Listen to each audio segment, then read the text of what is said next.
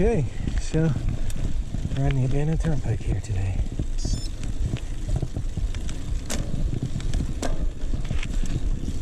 I went up to the end.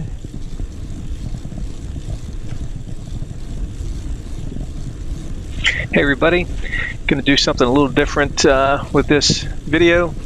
It's more of a destination location.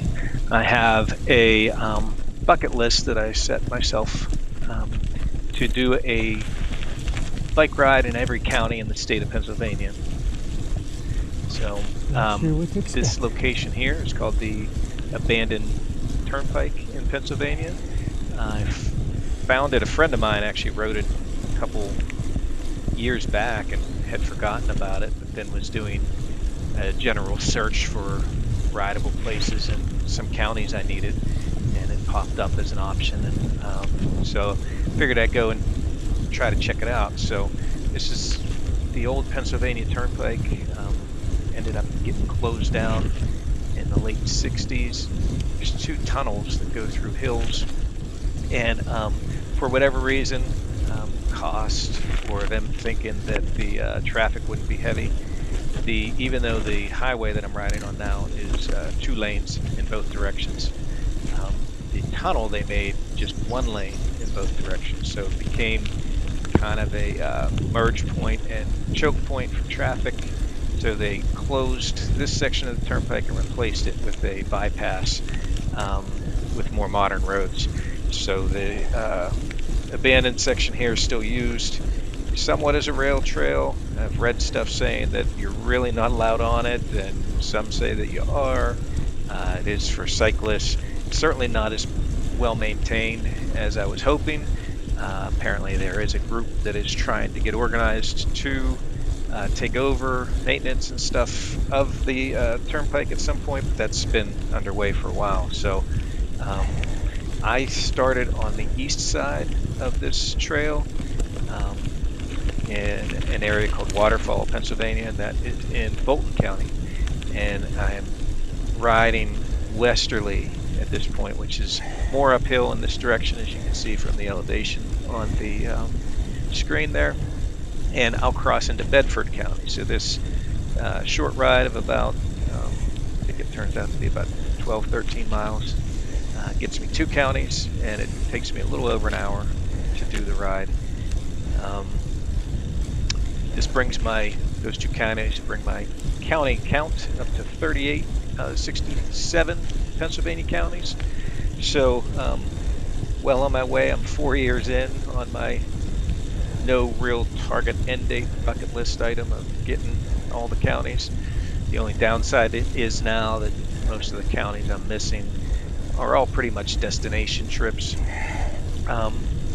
Everything that's close that I could do easy day trips to, I've kind of hit. So now most of the ones are going to be a little bit longer of a trip. On this day, I had the day off. About a 2.5 hour drive for me to get here. Rode for about an hour, and then I drove another hour to another rail trail in Blair County, which is kind of on a roundabout way home. I'm going to put up a short video of that rail trail for my Blair County ride as well, and then I headed home. So I spent about 5.5 hours in a car to ride about an hour and a half on trails, but I got 3 counties, so there's that good part.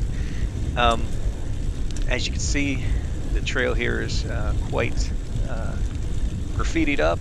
A lot of the asphalt's kind of ripped up. It gets pretty bad some spots. Fully rigid gravel bike here, so if you ever do come to ride it, a hardtail mountain bike would certainly be fine. Depending on your skill level, it might be better than a rigid drop bar bike like this. Nothing too treacherous, especially if you're going at a decent speed. Pretty safe, but a little bit different area I parked in. It's kind of hard to find. Almost looked like a personal driveway. I went up and found a little parking area. Turns out, I believe that there's another access road on that side that goes to what was an old rest stop of the Turnpike. I think there's more parking over there and a larger rest stop with which I think I'm already past it, but it would be on the right-hand side if we're looking here at the video. I was going to ride up into it on the way back, but did not. But I have heard that there's a little bit more room there. Coming up on the first signs of civilization here. There's a couple walking. I'll let us get past them.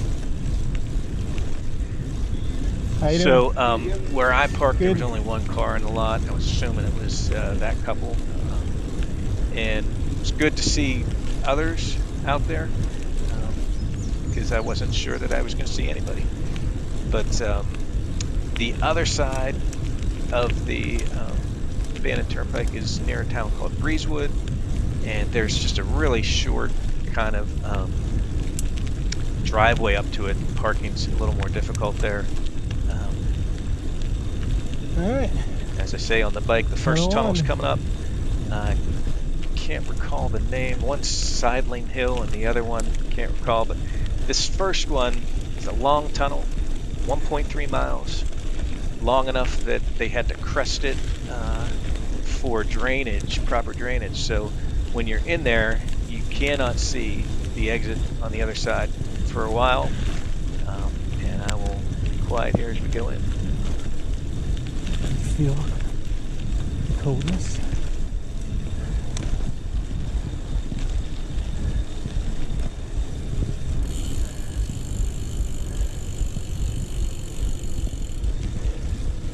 Wow. So when I say wow there, I was quite surprised that my lights weren't doing a little better job.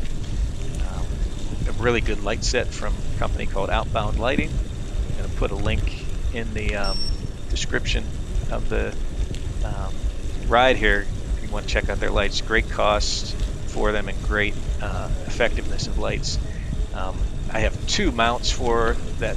One on the handlebar, one is just a tension mount that you can just kind of push the light where you need it. This one you gotta loosen a screw. So I kind of gave up at first, and then I'm like, nah, I gotta adjust this because there is some debris and stuff. I wanted to get the light in a good place, and did so. But I mean, you can see it's just pitch dark, and outside of where the light is, I could not see anything. That section there where I kind of leaned back, I reached around and put on my rear tail light blinker, and if I looked over my shoulder, I pretty much saw no indication of it even being on. Looking anywhere outside of the beam of my light, I wouldn't see anything. You can see me looking left and right. I have a helmet light as well that's aimed a little higher, and that handlebar light aimed down at the road.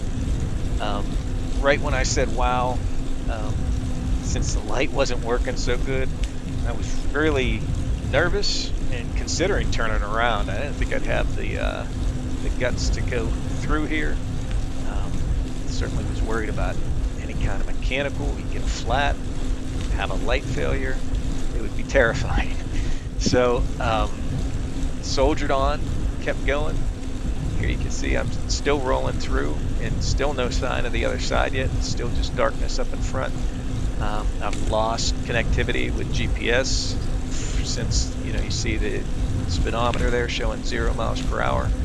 It actually recalculates near the end of the tunnel here in an odd way, which there you can just start seeing the light of the exit, and shows me going 658 miles an hour, which is why when I am moving, the speedometer barely shows anything on there, because that first gauge that I thought was 20 miles an hour is actually 200. So that high value of bad calculation put me in a situation where I put a huge gauge out there that's just not realistic. So I was very happy to see the exit that I was on my way through, but it still takes a good while to get the whole way through the tunnel. I think in total travel time through this first one's a little over 5 minutes, and wasn't like flying, but I'm sure if I had a ability to see valid speed, it's probably going around around 15. It's mostly uphill, but I think I kept a pretty good pace. Let's kind of see a little bit more graffiti here. It's very cold inside the tunnel, probably about 50 degrees. Temperature on the screen there is reading only 66, but kind of the same way that grade works on the garment. As grade changes, the readout will just change slowly so that it's not jumping all over the place. So I think about every minute or so, temperature adjusts like 2 to 3 degrees down, just in case, you know, it's some anomaly, it doesn't start jumping all over the place. So it certainly was colder than 65 there. I had seen a YouTube video about riding the Turnpike, and they suggested possibly wearing a jacket. I wore short sleeves on my and my typical riding kit shorts, bib shorts, but I did put a t-shirt on under the cycling jersey. It's a little warm outside in the 80-degree weather, but really suited me well inside the tunnel. Just took enough of the chill off that you know, I didn't feel like I had to be warmed up to survive it. So here, I can't see on the film, but there's somebody like standing at the mouth of the tunnel in the way, and I was slowing down, making sure I didn't hit him, and here he is. How you doing? You got everything you need? Oh yeah, I just take a picture. So I guess he All just right, wanted cool. to get a picture of seeing the light coming through the tunnel. He had a bike that certainly didn't look like would have been fun to ride coming through here. I don't know if it was a foldable bike or something. It just looked a little different. Not sure if he had a light or not. This section here is in between the two tunnels. I think there may be some campgrounds or whatever that people can access this section of trail or road, if you want to call it, without having to go through the tunnels. So not sure if that gentleman back there went through or not. So I'm going to let this run a while. This next section have a little bit of a downhill here and then a pretty steady climb. I was kind of surprised the climb. It's like 3-4% spots. Nothing too killer, but it is long and sustained. A little bit harder work than your typical rail trail might have, but nothing too bad. But I'll let this run a bit and jump back on for comments when we come up to the next tunnel.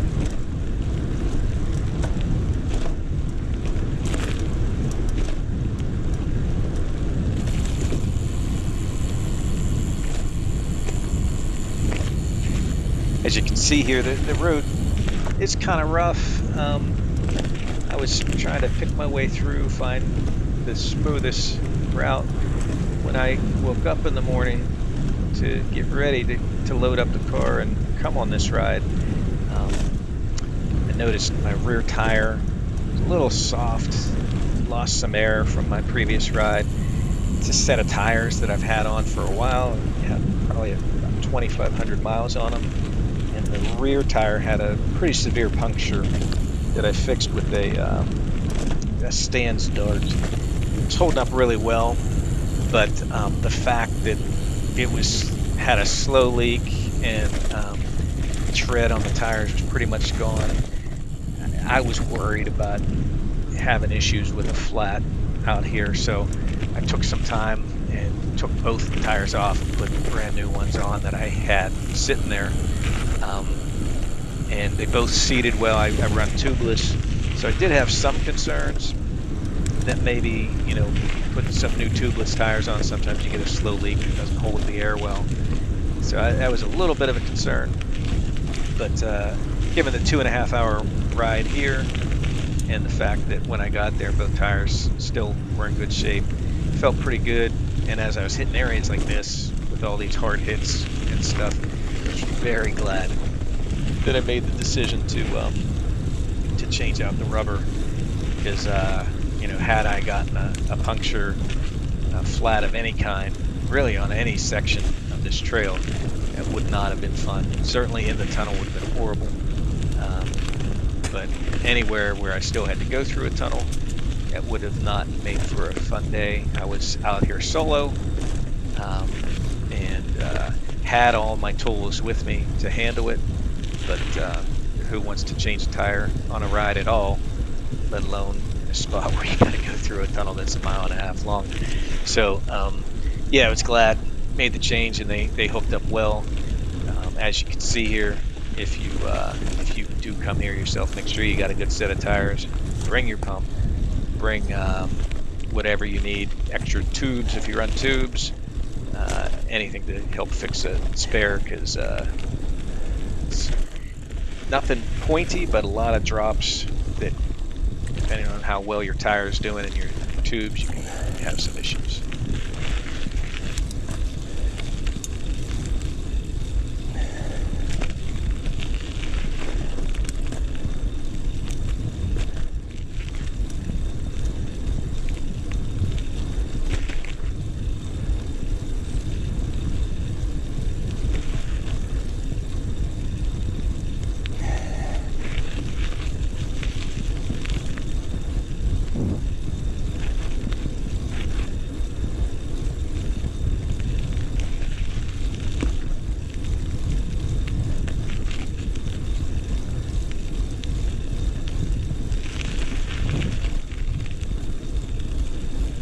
This climb here was a bit of surprise, a bit sustained. I was doing this ride the day after a race, so it was more of a recovery ride. I always try to make those rides lower heart rates, so today's ride here is trying to stay under a heart rate of 140. Do pretty well for most of the ride, but a couple spots on this hill I creep above it, and I was just wanting to get along and through this ride to the point that I wasn't trying to kill myself getting up the climbs or whatever, but I did want to hold a certain pace. I only had a certain amount of time to get from this location to the next one. I had to be back for a family event in the evening, so I didn't want to worry so much about hitting the heart rate targets as I did finishing. So I find typically when I do my recoveries, a hill like a 3% or lower, I can do fine staying under 140, but I was kind of motoring a bit here for zone 2, 13 miles an hour on an uphill. It'll work you. So worked out well though, and didn't cause any undue soreness. I think it accomplished the recovery goal that I was hoping for.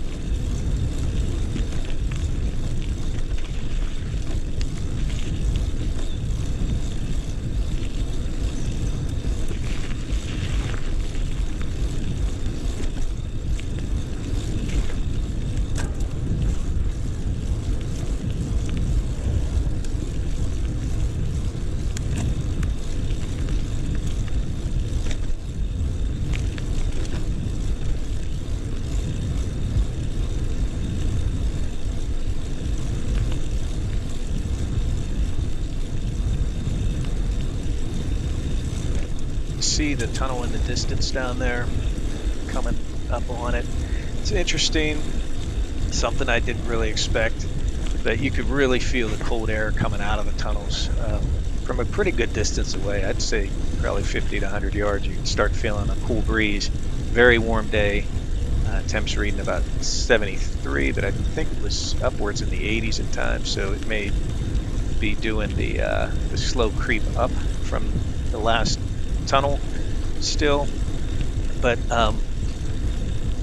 certainly unnerving on the first tunnel. I had a little bit more comfort on this one, knowing it's shorter and being through one already. But you know, I'll be quiet here and see how the entry on this one goes.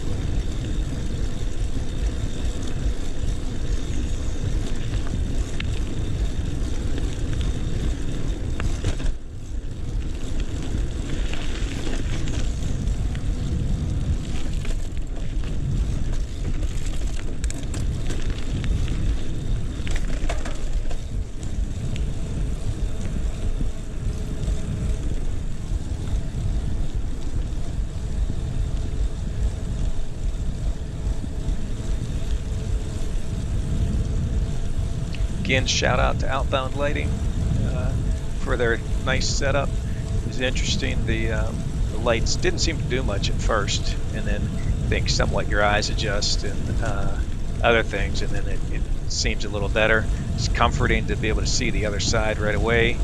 That beep there of the GPS is me losing my contact with satellite. So there's that going on as well. But with the outbound lighting lights, really good on, they don't so much measure a lumens level, but they have a nice wide beam. They don't shine up into people's eyes. If you have oncoming traffic, they kind of have a flat beam at the top. And the nice thing about them, the default setting on both the one on your head and the handlebar one is what they call adaptive mode. So it starts out at the brightest level, and as time goes by, it slowly dims to extend battery life. And as your eyes adjust to the darkness, you really don't notice it. So they're still really effective. Have a really nice wide band, and I think, you know, at that adaptive level, I think you can get upwards of 2.5, 3 hours out of both units. They charge back up real quick, and they have other lower settings that you can go to that extend the life of the light well beyond that. I think the two of them can go like 4 or 5 hours or longer, depending on which setting you have them on. But adaptive for the rides I do and everything else is usually best. Gives you a nice bright light, almost makes the woods look like daytime. Very good lights. Check them out. Almost through the tunnel here too.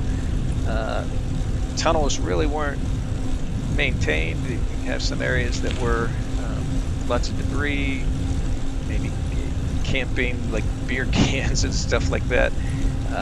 Some areas were dripping from the ceiling. There's some puddling at the exit here that I avoid because I'm not sure how deep that is. I think I hit it on the way back, but maybe it's the other tunnel. I don't see the puddling here.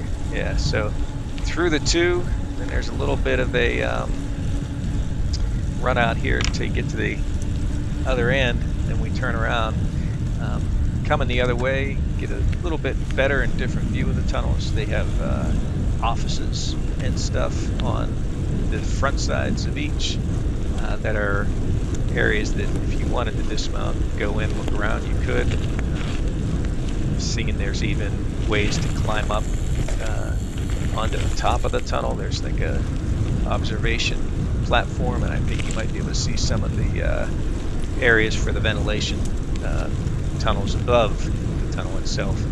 I didn't have the time nor the willingness to do that as a solo today. I just kind of wanted to get the ride in and get through it. So I'll let this run a little bit here until I get to the end and turn around. We'll come back and chat a little bit more.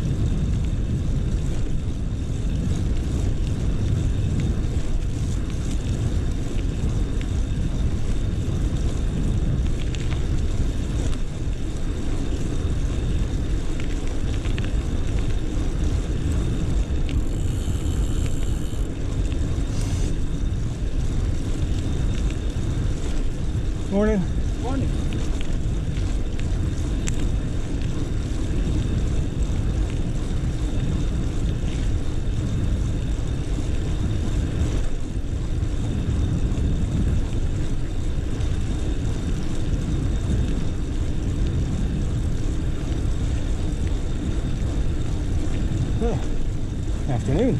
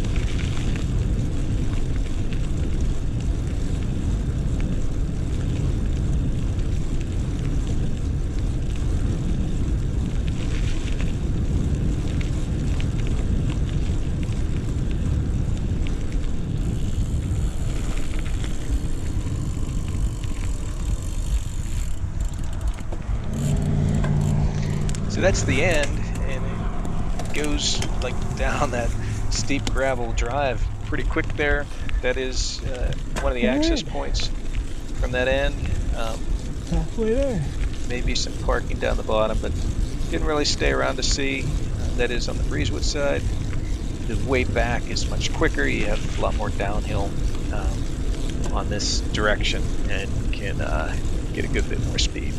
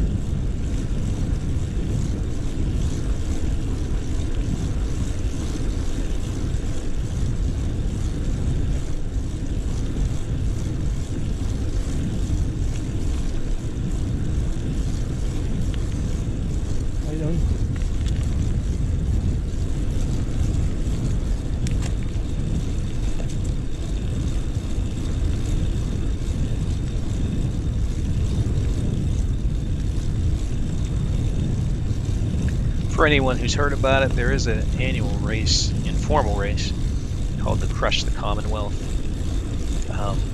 Basically, it's people that start at Point State Park in Pittsburgh, and they ride bikes to the Liberty Bell in Philadelphia.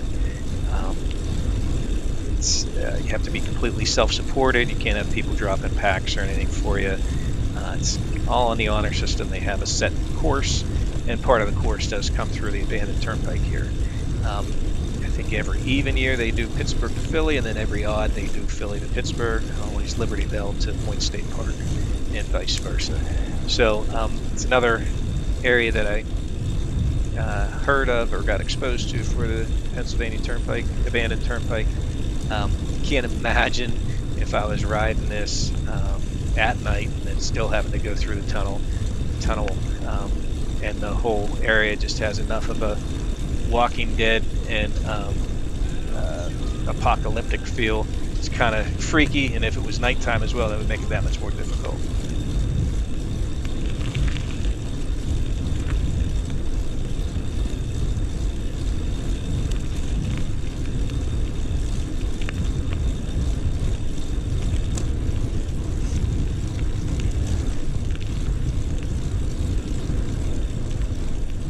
As always, if you're enjoying the content, please like, comment, subscribe, maybe share this out to some friends, and see if we can grow the subscriber base, get these videos going. If you're enjoying this kind of stuff, I think I'll probably try to continue to do any of my destination trips to some of the different counties. Most are likely going to be rail to trail.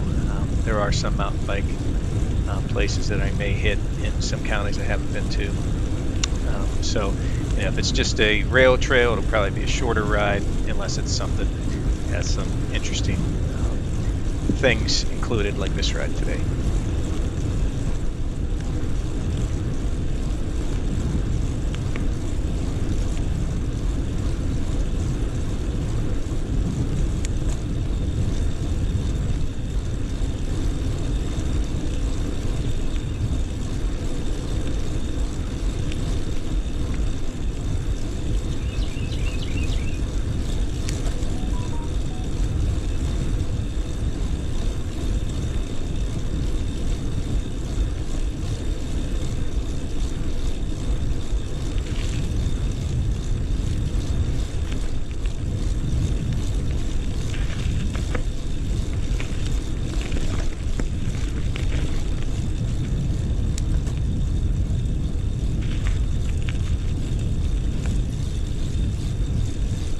Coming up on the westbound side of the Race Hill Tunnel. Probably feeling the cold air from here, and kind of have my experience with how to ride it now. You can see the area above the tunnel there. You can actually climb up into there, I think, walk up around the side, and the window of the office there to the left. There's a door on the left there you can go in as well. And we're back in, and we're back heading on the way home. See that welcoming light of the other side. Still no encounters with zombies or any crazy trolls in the darkness here, or any other things that may be going through your mind as you're riding through in absolute darkness and cool, chill air.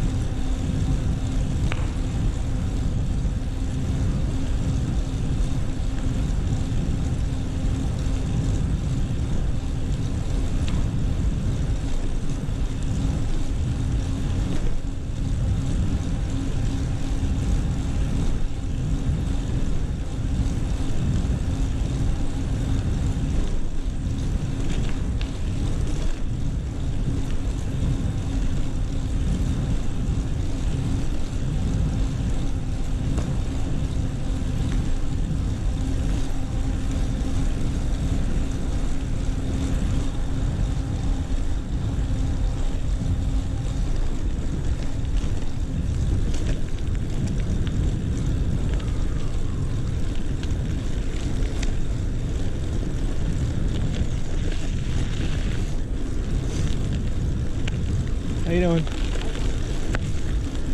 Hey. It's great to see some other cyclists out too. Wasn't sure how well the trail would be frequented when I first started. I was glad to see the folks walking, and then I was figuring I wouldn't see much of anybody, but see that couple there riding, the guy who took the picture comes by riding, and I think I might even hit another group of cyclists. So it seems like it's pretty well traveled. I got there a little earlier in the day. Well, it was noon.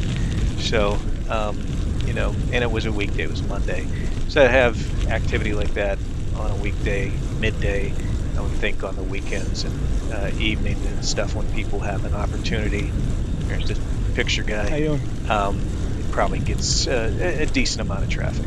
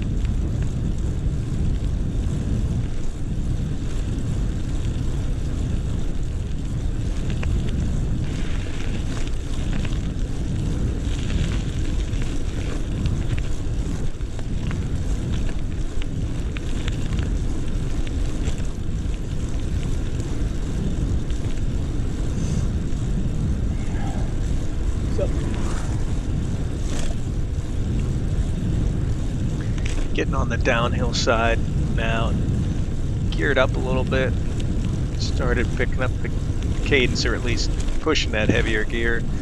Really got some good speed, but gets sketchy down through here. Just worried about having issues on any rough parts of the road, or worst case even wiping out and stuff. So at some point I think I let off the gas a little bit when it gets real nasty down here, but it's kind of nice to just cruise at that high speed, take down some miles pretty easily, nice low heartbeat, and still having nice speed cadence. So perfect cardio exercise, and nice cool breeze on a hot day.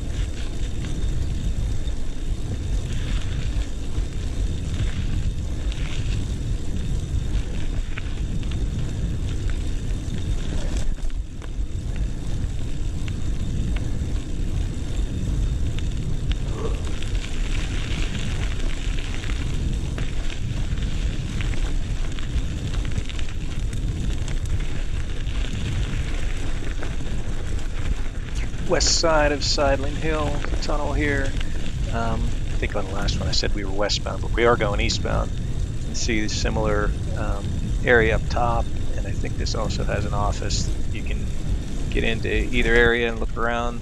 I did not worry about doing that and kind of went right through. This is the puddle. Maybe it's on the exit. But yeah, there it is.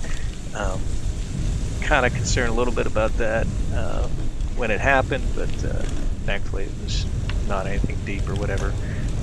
This way back, I was a little surprised how long it took yet again to see the light at the end of the tunnel, but yeah, slow and steady you get there.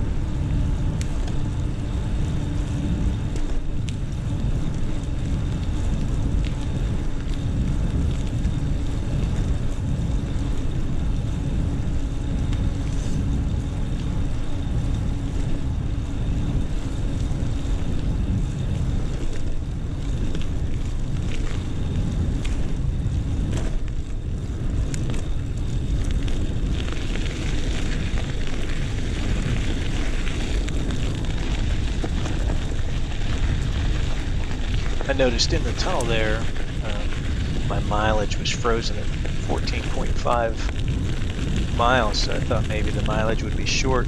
As soon as I came out, reconnected with the satellite, it jumped up, captured the mileage, it's showing 16 miles. So winding down here for the last stretch. Just wanted to mention again, for outbound lighting, check them out. I'll have their link in the description. I have the Evo downhill package, it's called. It has their Evo handlebar mount, and then their one for the helmet's called the Hangover. Both awesome.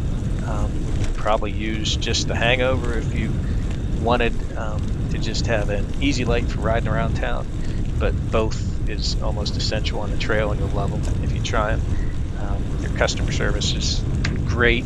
I've had just questions sometimes I've asked about their mounts or whatever, and they'll just send you free replacement parts or duplicates even if you don't ask for them.